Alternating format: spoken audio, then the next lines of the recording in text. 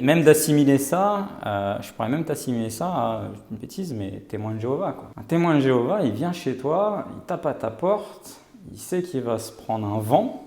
Plus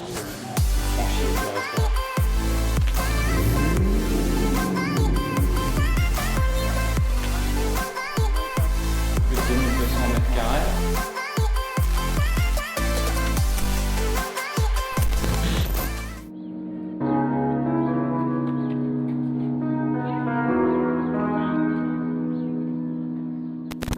Pour être un bon vendeur, il faut être un bon croyant. C'est aussi simple que ça. Si tu n'es pas un bon croyant sur ce que tu vends, que ce soit un bien ou un service, tu ne seras jamais un bon vendeur. Après, il ne faut pas oublier une chose, pour en revenir à cette notion de vendeur, c'est que c'est un mot dans la bouche, surtout en France, qui est associé avec l'argent, qui est associé avec ce qu'il y a de plus négatif. On assimile souvent le vendeur avec un escroc, le vendeur avec l'arnaqueur. En revanche, il faut vraiment comprendre une chose, c'est que tu as un business, quel que soit le business, une boulangerie, de la vente en ligne, tu veux séduire un homme, tu veux séduire une femme, tu es un vendeur.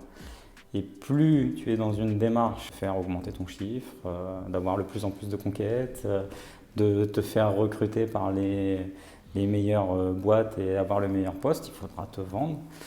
Et plus tu sauras développer cette capacité d'être un bon vendeur et une bonne vendeuse, déjà assimiler le fait qu'être vendeur, c'est quelque chose de sain, de naturel, d'honnête, tu vois, l'associer avec des mots positifs et non péjoratifs. Et plus tu seras dans une démarche de croissance et de réussite.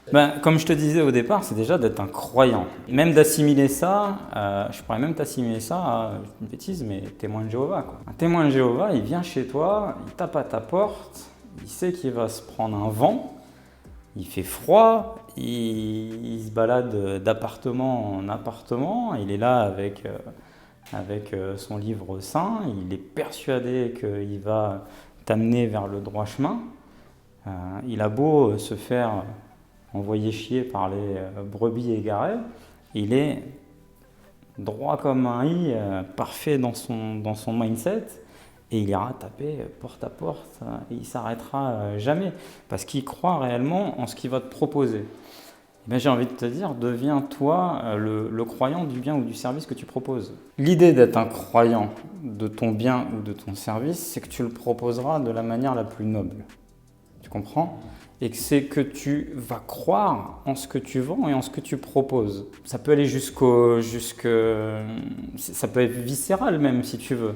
Dans le sens où si moi je suis convaincu du produit ou service qui va t'apporter bonheur, croissance, confort, sécurité, n'importe quoi. Tu vois? Admettons, je suis un vendeur de voitures et je suis convaincu que la voiture que je te vends, elle est confortable, elle va permettre de faire des longs trajets avec ta femme et tes enfants et que tu vas être bien installé, elle est confortable, elle est sécuritaire, elle a toutes les options. J'y crois à fond que c'est un produit que tu es obligé d'acheter parce que sans ça, tu vas passer ta vie dans une voiture moyenne, tu vas passer ta vie, tu vas peut-être même rater ta vie. Tellement je suis convaincu de mon produit, tellement je suis croyant envers mon produit, que je suis dans une mission, tu vois, on rapporte toujours avec la croyance, le messianique, de te dire, prends-la. Si tu ne la prends pas, moi je vais rentrer chez moi, je vais être malade. Parce que je me dis, ce monsieur ou cette dame ou ce couple, ils sont venus chez moi, ils ont essayé cette voiture, ils sont repartis sans. C'est dingue. Alors, un mauvais vendeur, c'est déjà quelqu'un qui ne croit pas en son produit ou son service, tu vois. Par contre, quand tu y crois et que tu arrives à transmettre cette croyance. Tu vois, moi par exemple, de me dire ma société de bâtiment c'est la meilleure, mon réseau de chasseurs immobiliers c'est le meilleur parce que j'y crois. Les prestations que je peux donner moi en tant que personne c'est les meilleures parce que j'ai plus d'expérience. Quand je vendais des bijoux, je vendais les meilleurs bijoux. Quand je vendais des fenêtres, je vendais les meilleures fenêtres. Quand j'étais gosse, je vendais des cartes de basket, j'étais persuadé que la carte que j'avais là, c'était une exclusivité que personne ne pouvait avoir et qu'il fallait que la personne qui me l'achète en fasse l'acquisition. Tu dois croire en ce que tu vends. C'est juste ça, être persuasif. Déjà, convaincre toi-même avant de convaincre la personne que tu as en face. Si tu n'es pas convaincu de ce que tu vends. Pourquoi il y a plein de gens qui passent de boîte en boîte lorsqu'ils vendent, je sais pas, puis un coup, on reprend l'exemple des vendeurs de voitures. Un coup, le mec, il est chez Volkswagen, un coup, il est chez Fiat. C'est pas la technicité de la méthodologie de vente, avec l'argumentaire de vente, avec tout ce que tu pourrais apprendre en méthode de vente, la stratégie de l'entonnoir, la cascade des oui, bref, peu importe toutes les techniques de vente que tu pourrais faire. C'est pas ça. La base, c'est est-ce que tu crois en ton produit. Et les meilleurs vendeurs, c'est des vendeurs qui sont amoureux de leurs produits. S'ils n'ont pas une culture, un état d'esprit d'entreprise, du produit ou du service qu'ils vendent, tu n'en feras jamais des lions en vente. Pourquoi ? Parce qu'ils n'y croient pas. S'ils n'y croient pas, ils n'arriveront pas à le transmettre. Moi, c'est ce que j'essaie de transmettre à mes équipes. C'est déjà d'aimer leur boîte. S'ils aiment leur boîte, ils la vendront de la meilleure des façons.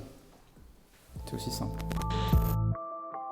Si cette vidéo t'a plu, n'hésite pas à la liker, à la partager, à la commenter et également abonne-toi à ma chaîne. Tu peux aussi visionner d'autres vidéos juste ici et je te dis à très bientôt.